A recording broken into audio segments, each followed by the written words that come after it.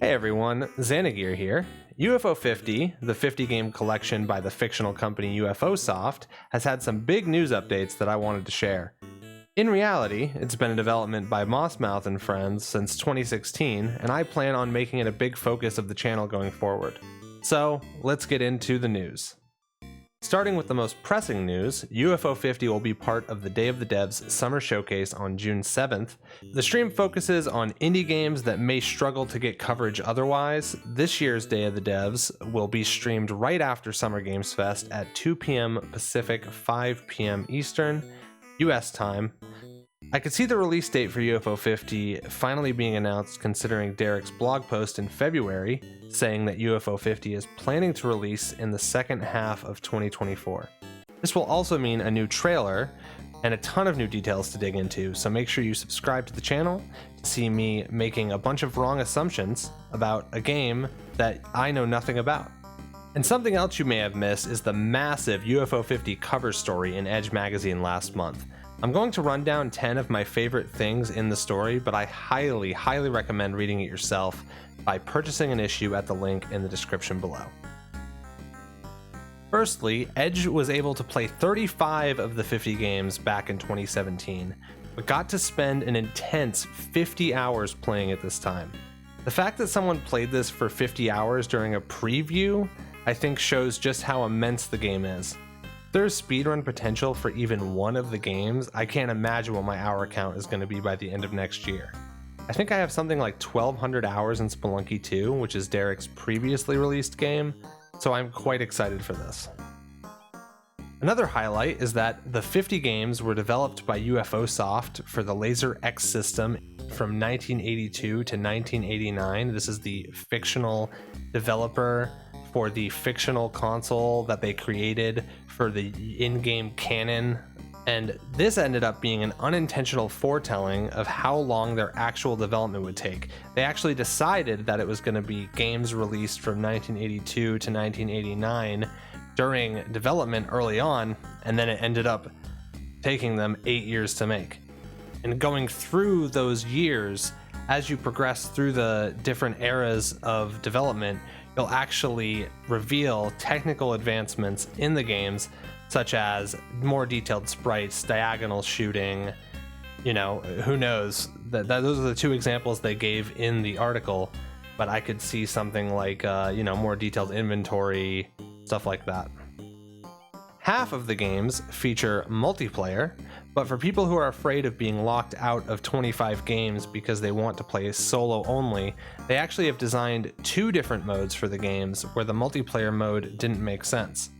One example is Rail Heist, which is essentially 2 completely different games, one being a single-player stealth game and the other being a multiplayer turn-based game.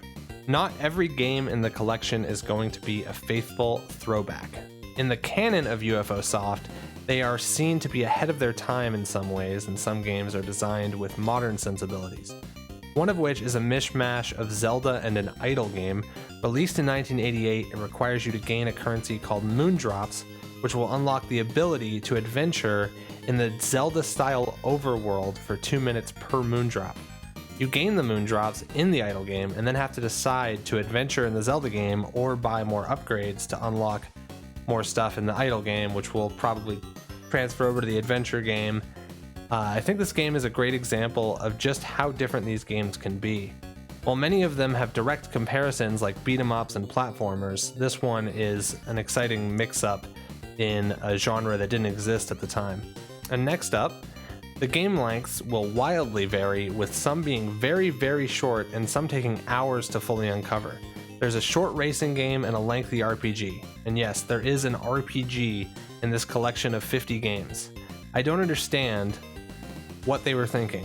When you set out to make 50 video games and it takes you 8 years to make it, it's no wonder it's going to take 8 years to make a 50 game collection when you're putting a full, probably not a full JRPG. I hope it's not a full JRPG.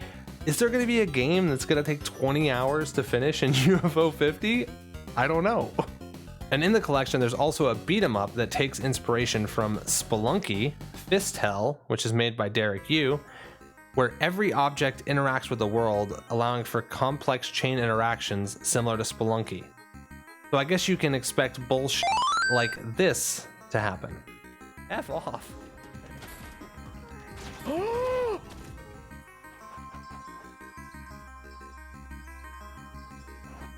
Speaking of unforgiving bullshit, something that is emphasized is that the games will not be easy, citing the unforgiving nature of games of that era being appealing to the dev team.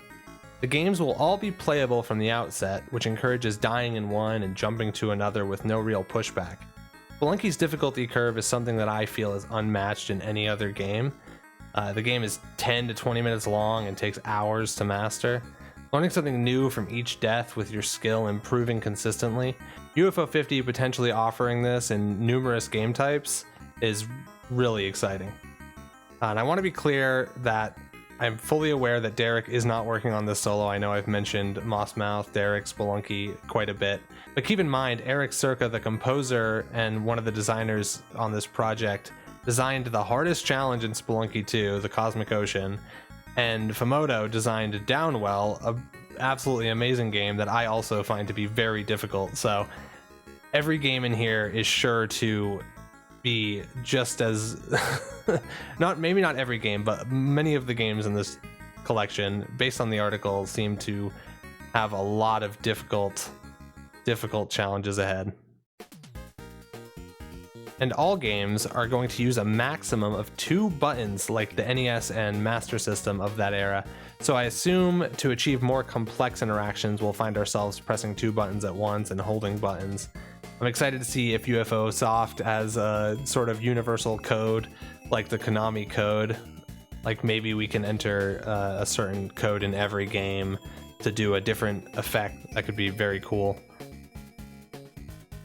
And some games in the collection are sequels to other games. Pilot from Spelunky 2, which is actually originally from UFO 50, being a character prominently featured in multiple games by the same fictional developer. I think it'll be fun to see how everyone decides to jump through the games when they first boot it up. Let me know in the comments, are you gonna play the most interesting to you first, play all the distinct genres, play them in order of release year? I think I'll personally play it by release year. I'll be going through all 50 games here on YouTube and over on Twitch.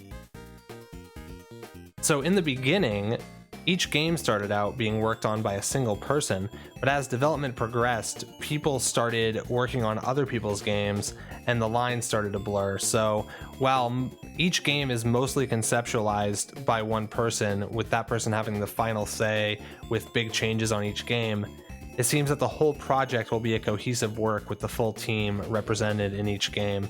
This has me really hopeful for any worry that some games might feel out of place because they were worked on by someone in isolation with no feedback and then just thrown into the project.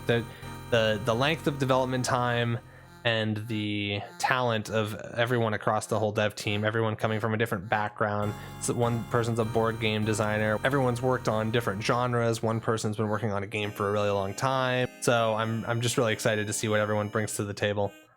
And that is everything I wanted to highlight from the UFO 50 Edge cover story, though there's a lot more interesting details to dig into the full article, including paragraphs written about a bunch of individual games.